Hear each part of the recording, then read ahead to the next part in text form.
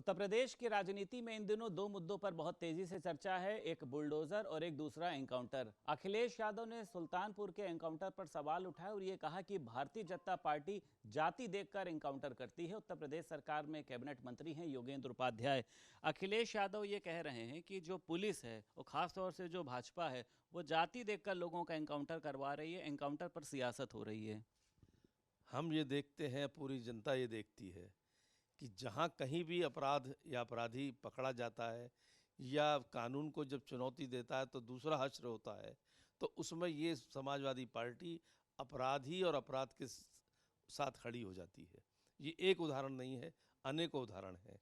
जब मुख्तार अंसारी अपने आप मौत मरे तो उन्होंने कहा साहब इनको मरवा दिया क्योंकि ये एक धर्म विशेष के थे। अनीस को उनकी रंजिश के कारण किसी ने मार दिया, तब ये कहा गया कि साहब ये धर्म विशेष के थे और सरकार ने मरवा दिया। तीसरा, जब विकास दुबे का वो हुआ था एनकाउंटर, याद करिए कि जब विकास दुबे ने ये जघन्य काम किया था कि कई पुलिस वालों को मार दिया एक ही रात में, तो इन्होंने कहा कि ये भारतीय जनता पार्टी से रिलेटेड है, इसीलिए इसका इतना दुस्साहस हुआ। ये बायनाकुलर लगा के ये अखिलेश यादव और इनकी पार्टी के लोग देख रहे थे, माइक्रोस्कोप लगा के कोई हमारा वार्ड का अध्यक्ष भी उससे चिपका हुआ मिल जाए तो फिर बोले इसीलिए उसकी गिरफ्तारी नहीं हो रही है। जब उज्जैन में उसकी गिरफ्तारी हुई तो इन्हीं लोगों ने ये कहा कि साहब ये तो नाटक है, गिरफ्तारी नहीं है, it is not arresting, it is surrender. और फिर जब वो लाया जा रहा था उत्तर प्रदेश और उसने कानून को चुनौती दी, कानून से मुचैटा लिया और उसमें उसका हश्र हुआ कि एनकाउंटर मारा गया, तो ये ब्राह्मण मार दिया, ब्राह्मण मार दिया, ब्राह्मण मार दिया। ये इनका नियति है, इनकी प्रकृति है, इनकी चिति है अपराध और अपराधी के साथ खड़ा होना। मंगेश ने यदि डकैती डाली है और पुलिस से मुचाटा लेने की कोशिश की, उसका हश्र हुआ, उसमें मारा गया, तो उसमें जाति देखनी नहीं चाहिए। हमेशा से ये लोग जाति देख के बात करते हैं। इनके पिताजी कहा करते थे अपराध और अपराधी को मनोविज्ञान से जोड़ते थे। जब बलात्कारी पकड़े गए थे तो उनका इस लड़कों से इस उम्र में ये गलती हो ही जाती है, यानी अपराध को और अपराधी को मनोविज्ञान से जोड़ते हैं। और जब अभी कुछ दिनों पहले ऐसी बलात्कारी को पकड़ा तो उन्होंने विज्ञान से जोड़ा अखिलेश यादव ने कि साहब इनके तो पहले पॉलीग्राफ टेस्ट होना चाहिए, पहले डीएनए टेस्ट होना चाहिए, तब किसी को अरेस्ट करना चाहिए। तो ये तो अपराध और अपराधी के साथ खड़े हैं और तलाशते हैं उसमें जातियाँ, तलाशते हैं उसमें क्षेत्र, जो इनके अनुकूल होता है वैसा ही बोलते हैं। कलकत्ता क्यों नहीं जाएगा आज तक, ये कलकत्ता पे क्यों नहीं बोले, एक शब्द नहीं बोले, इतना जघन्य अपराध हुआ है। ये इनकी प्रकृति है, इनकी चिति है, जनता जानती है। मंत्री जी, मैं कुछ आंकड़े देख रहा था, उसमें मुस्लिम के भी एनकाउंटर हुए हैं, यादव के भी हुए हैं, ठाकुर के भी हुए हैं, ब्राह्मण के भी हुए हैं, दलित सिख सभी हैं।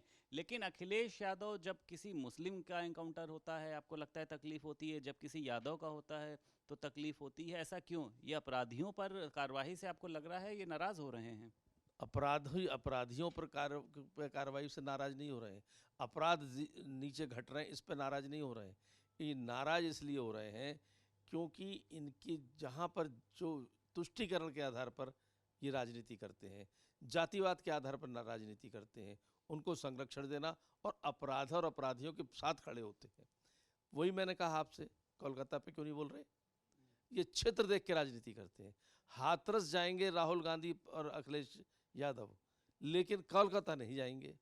ये बटाला कांड जब हुआ था तो आजमगढ़ जाने के लिए तैयार थे, लेकिन यहाँ पर नहीं आएंगे। मंत्री जी, क्या हो रहा है? लगातार आपने देखा, पहले मोहित खान, फिर नवाब सिंह यादव, अब मऊ में अभी एक वीरेंद्र बहादुर पाल हैं, उनकी सहकर्मी ने उनके ऊपर भी शोषण का आरोप लगाया, समाजवादी पार्टी के ही नेता हैं।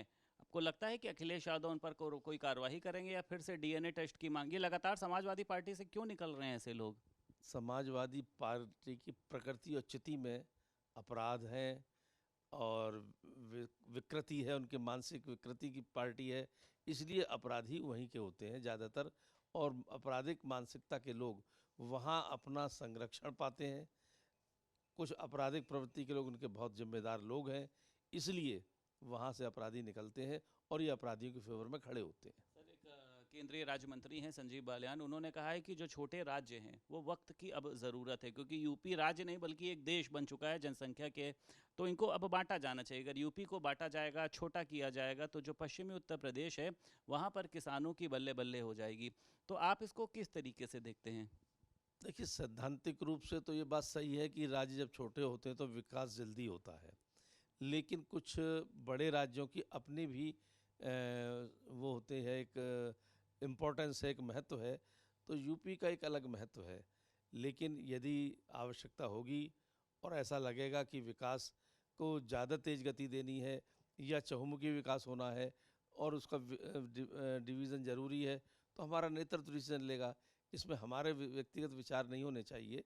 और ये जहाँ तक सवाल है यूपी का, एक राजनीतिक कद इसलिए बड़ा है पूरे देश में क्योंकि यहाँ बड़ा प्रदेश है, बड़ी संख्या वाला प्रदेश है, बड़ी संख्या में हम यहाँ से प्रतिनिधि जाते हैं लोकसभा के अंदर।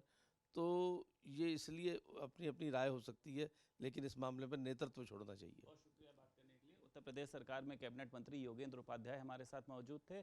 लखनऊ से वीडियो जर्नलिस्ट मेहंदी हसन के साथ संदीप खेर, भारत समाचार।